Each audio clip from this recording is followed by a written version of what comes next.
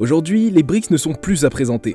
Cet acronyme désigne le rapprochement de 4 pays au vaste territoire, les BRIC, c'est-à-dire le Brésil, la Russie, l'Inde et la Chine, auxquels s'est additionné l'Afrique du Sud en 2011 pour former BRICS.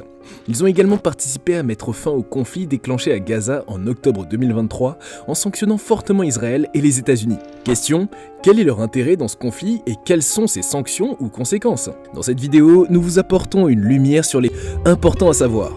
La bande de Gaza, un territoire étroit coincé entre Israël et la mer Méditerranée, avec une courte frontière au sud de l'Égypte, a une histoire complexe marquée par des événements géopolitiques majeurs. Avec ses 41 km de long et 10 km de large, cette région abrite une population de plus de 2 millions d'habitants, ce qui en fait l'un des endroits les plus densément peuplés du monde. L'histoire de Gaza remonte à la guerre de 1948-49, au cours de laquelle elle a été occupée par l'Égypte pendant près de 2 décennies. Ce n'est que plus tard, lors de la guerre de 1967, qu'Israël a pris le contrôle de Gaza, et maintenant sa présence jusqu'en 2005.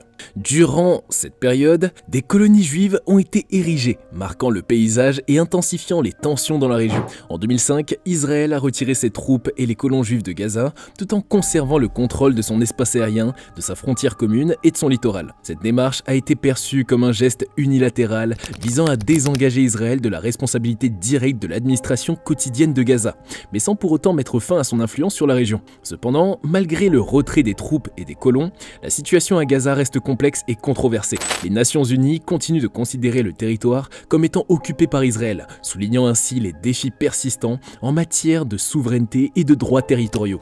Les réalités sur le terrain témoignent des conséquences de décennies de conflits et de rivalités régionales. La densité de population extrême dans la bande de Gaza a des implications significatives sur les conditions de vie des habitants. Les ressources limitées, les défis économiques et les infrastructures dégradées ajoutent des couches de complexité à une situation déjà délicate. Les Nations Unies et d'autres organisations humanitaires travaillent sans relâche pour atténuer les souffrances, mais les défis restent immenses. Les événements survenus à Gaza sont également influencés par des dynamiques régionales complexes. Les relations avec Israël, l'Égypte et d'autres acteurs régionaux façonnent le contexte politique et économique de Gaza. Les périodes de tension et de conflit ont été entrecoupées de tentatives de médiation et d'accords de cessez-le-feu, soulignant l'instabilité persistante dans la région. L'évolution de la situation à Gaza est étroitement surveillée par la communauté internationale, qui cherche des moyens de favoriser la stabilité et le bien-être des habitants. Les récents efforts des BRICS, en imposant des sanctions à Israël, ajoutent une dimension supplémentaire à la dynamique déjà complexe de la région. Cette décision reflète le rôle croissant de ce groupe dans les affaires mondiales et son engagement dans la résolution des conflits internationaux. Le fait qu'Israël puisse agir sans conséquence depuis longtemps s'explique par le soutien constant des États-Unis et des gouvernements occidentaux. La réaction des BRICS.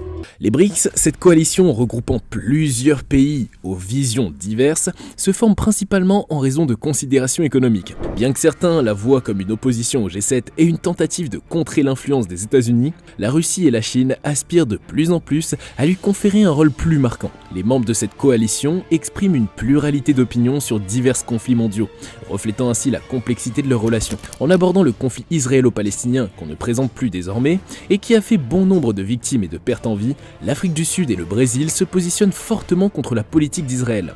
Cyril Ramaphosa, le président sud-africain, dénonce vivement les actions israéliennes à Gaza, qualifiant ces agissements de crimes de guerre.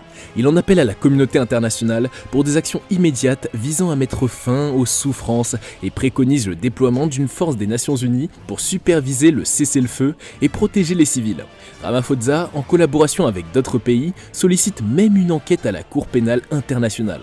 La nécessité d'organiser le sommet en visioconférence en raison du mandat d'arrêt de la Cour pénale internationale contre Vladimir Poutine souligne la complexité des relations diplomatiques au sein des BRICS. Sur la question palestinienne, la Russie appelle à un cessez-le-feu immédiat, défendant la création d'un État palestinien et attribuant la responsabilité de la guerre en Palestine aux États-Unis. De son côté, la Chine préconise également un arrêt immédiat des hostilités, soutient la solution à 2 États et s'efforce de jouer un rôle actif au Proche-Orient en organisant des rencontres avec des acteurs clés. L'Iran, qui rejoindra les BRICS, appelle à rompre toutes les relations économiques et diplomatiques avec Israël. En revanche, l'Arabie Saoudite, engagée dans un processus de normalisation avec Israël, préconise simplement la suspension des ventes d'armes. Dans ce contexte, l'Inde se distingue en exprimant clairement son soutien à Israël et en réprimant les manifestations de soutien à la Palestine. Au sein des BRICS, l'Inde se singularise en s'abstenant lors du vote d'une résolution de l'Assemblée générale de l'ONU pour une pause humanitaire.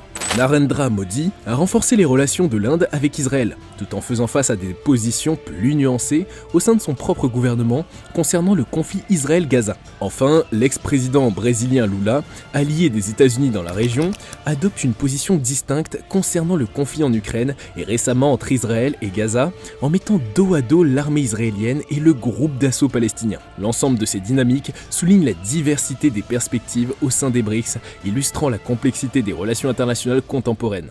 Les raisons de la sanction.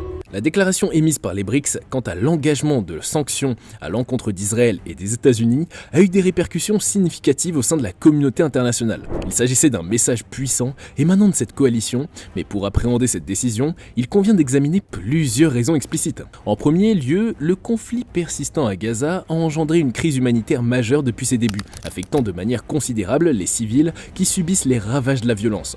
Les rapports réguliers documentent les victimes, les infrastructures dévastées, ainsi que l'accès très limité aux nécessités de base comme l'eau potable et les soins médicaux, suscitant une profonde indignation à l'échelle mondiale. Certains États soulignent également que les actions militaires d'Israël ont impacté de manière disproportionnée la population palestinienne, constituant ainsi une violation flagrante des droits humains. Ces nations persistent dans leur soutien à une solution à deux États pour le conflit israélo-palestinien, basé sur les frontières établies avant la guerre des 6 jours en 1967.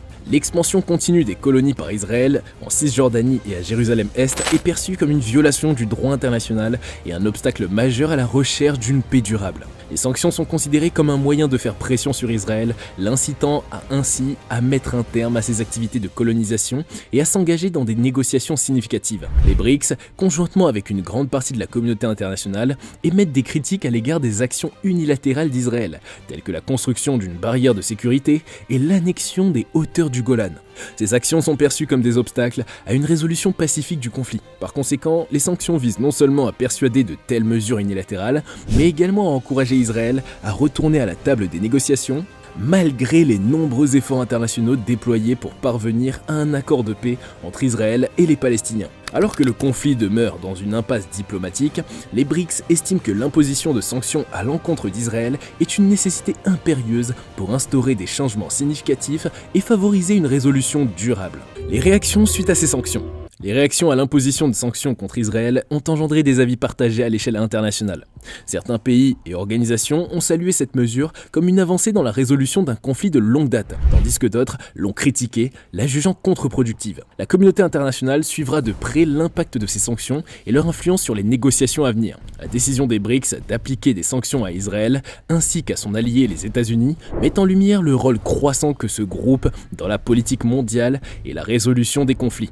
Devenu un acteur clé dans la médiation des différends internationaux et la promotion de la paix, les BRICS signalent également une transformation du paysage géopolitique mondial. Initialement conçu comme un forum économique, le groupe a élargi son champ d'action pour englober des questions géopolitiques plus vastes. La volonté des BRICS de s'impliquer dans des conflits internationaux et de promouvoir leur vision d'un ordre mondial juste et équitable marque un changement majeur de leur rôle historique en tant que puissance économique principale vers celui d'un acteur influent dans la politique mondiale. La réponse d'Israël aux sanctions imposées par les BRICS suscite une surveillance attentive du gouvernement israélien car cela pourrait avoir des répercussions sur la sécurité et les relations diplomatiques du pays avec d'autres nations. L'allié de longue date d'Israël, les États-Unis, devrait également réagir face aux sanctions des BRICS. Traditionnellement, le gouvernement américain a utilisé son droit de veto au Conseil de sécurité des Nations Unies pour protéger Israël contre les condamnations et les sanctions internationales. Cependant, les sanctions des BRICS pourraient mettre à l'épreuve les relations avec ce groupe et soulever des interrogations quant à l'implication future des États-Unis dans le processus de paix au Moyen-Orient.